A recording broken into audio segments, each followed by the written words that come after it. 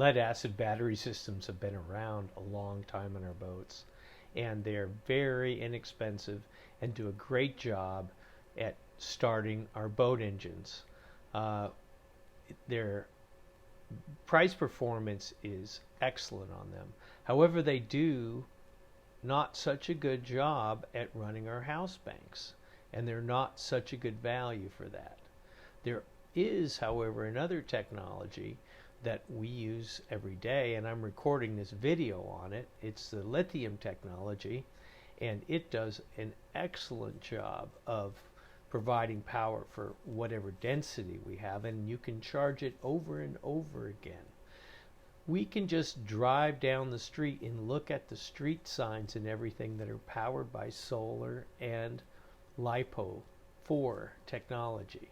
And that's a testament to what's possible. However, the people that are adopting lithium on boats are generally the big catamarans and people with huge budgets. On the other side of the fence, there's these RV, live in your van kind of people that have pioneered this whole thing.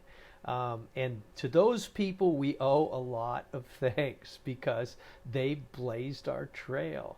And I followed this trail, and so I'm straddling between the marine people and the live in your van people to kind of come up with this strategy that I've chosen. Is there a way that I can keep my shore charging system the way it is and keep my alternator the way it is and use the lithium to run my DC loads panel, and possibly have a strategy to migrate over to lithium to run my DC loads?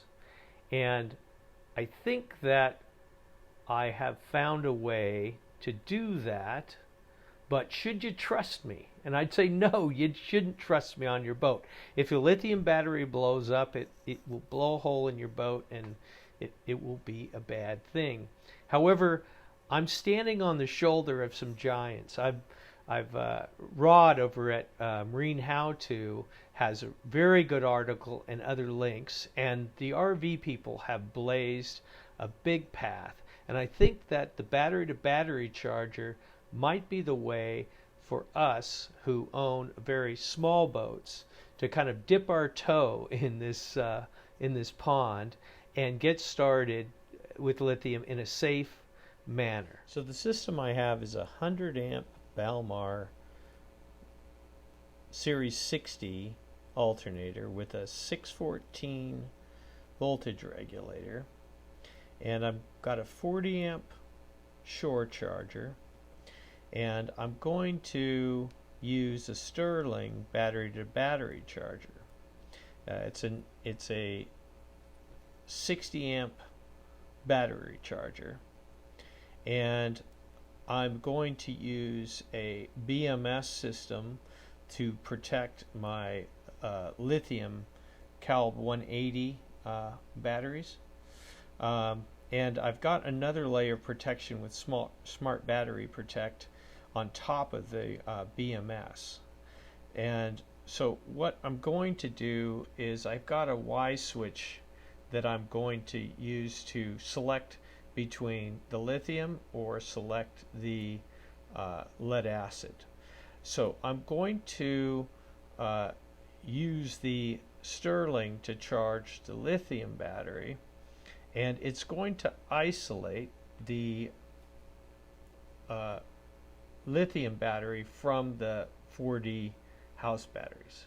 So my situation is I've got 400 amp hours in 4Ds that I'm hoping to replace with 180 amp hour lithiums, because the lithiums you can discharge them to a 30% depth of discharge.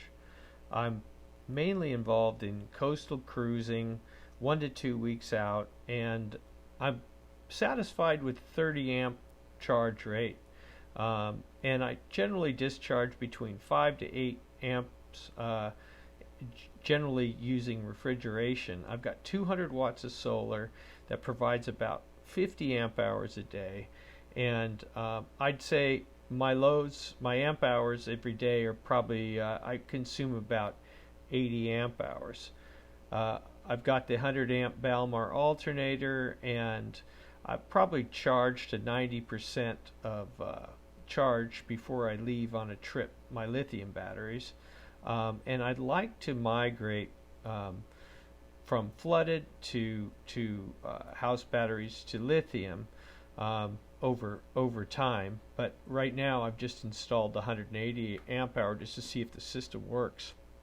The idea is to replace these with the Lifepo4 battery that's going to be way smaller, and then but these aren't quite dead yet, but they're very close to, you know, their end of their life. See, I have a starting battery here, and it's a Group 27 starting battery, which just is trickle charged with this Stirling ACR.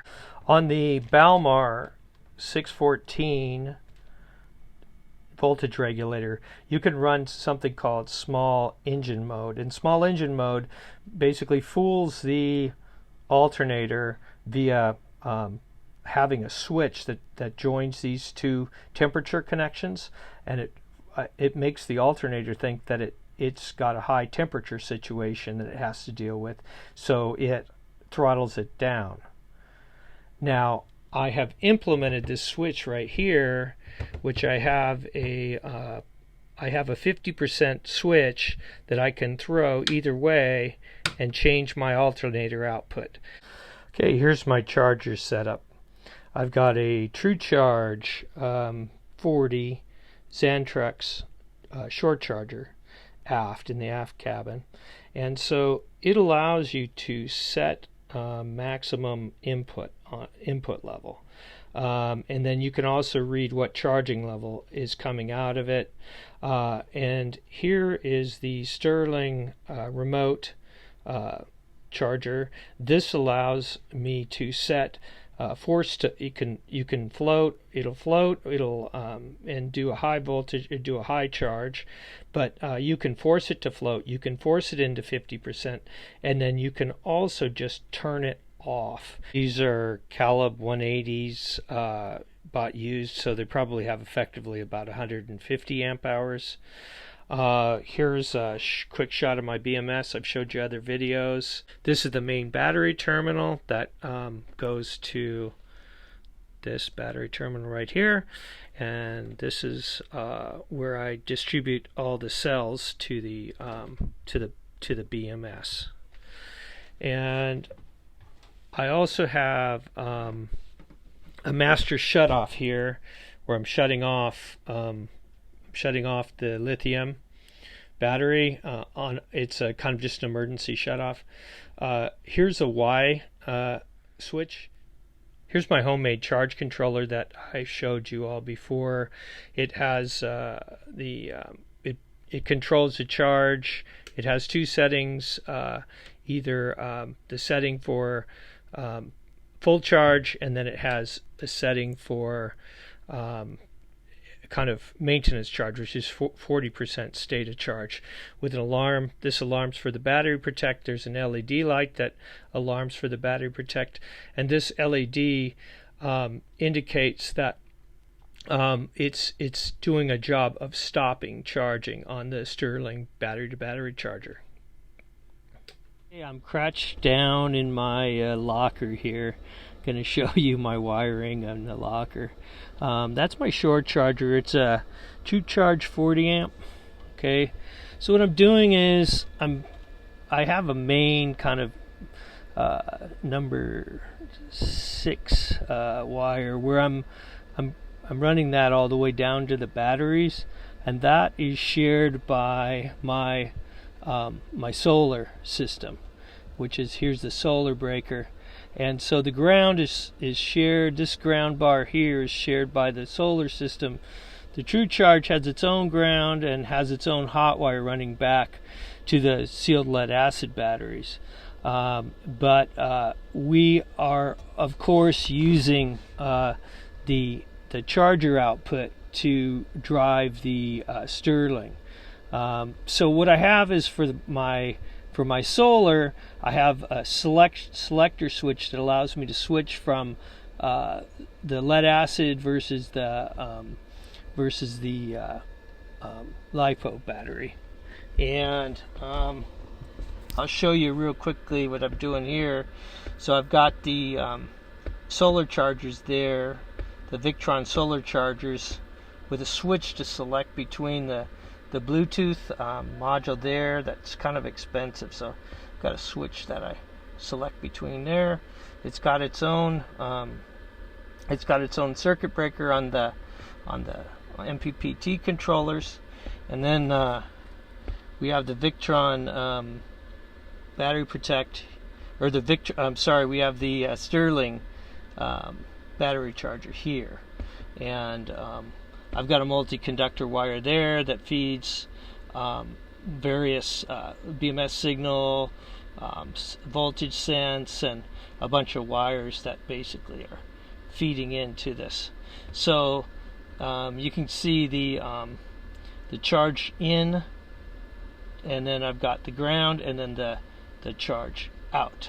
Okay, now you can see that I'm charging this is my lead acid batteries, this battery bank 2 here.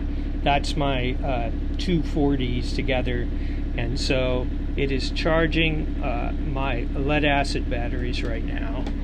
Now I'm going to go across to my voltmeter here.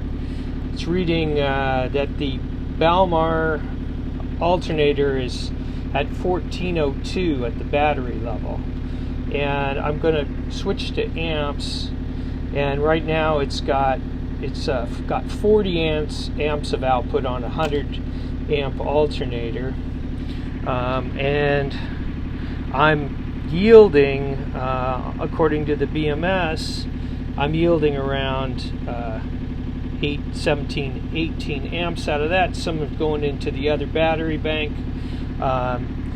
You can see I've got small engine mode running. Right now I've got the True Charge on, and so the battery shore power is on here. I've got it 80% right now, and it's the Stirling is charging now, and it reads different voltages, so the input voltage, the battery terminal voltage, and such. So that's it's charging right now. I'm going to go to the BMS now, and you can see that I'm charging at 20 some odd amps, or 30 amps, 35 amps. It's a rather high charge rate for my charger. I don't think it's a good idea to charge at this rate. So what I'm going to do then is go over to my True Charge, and I'm going to go down. I'm not in a big hurry to charge, so I'm going to go down to 60%. Do this project yourself. It's a huge project. You really got to read the Marine How-To article. There's some risk, lithium, it could blow up your boat, start a fire. So you got to be kind of careful. Might be better just to hire somebody who's done it before. Anyway, I'll see you in the next video.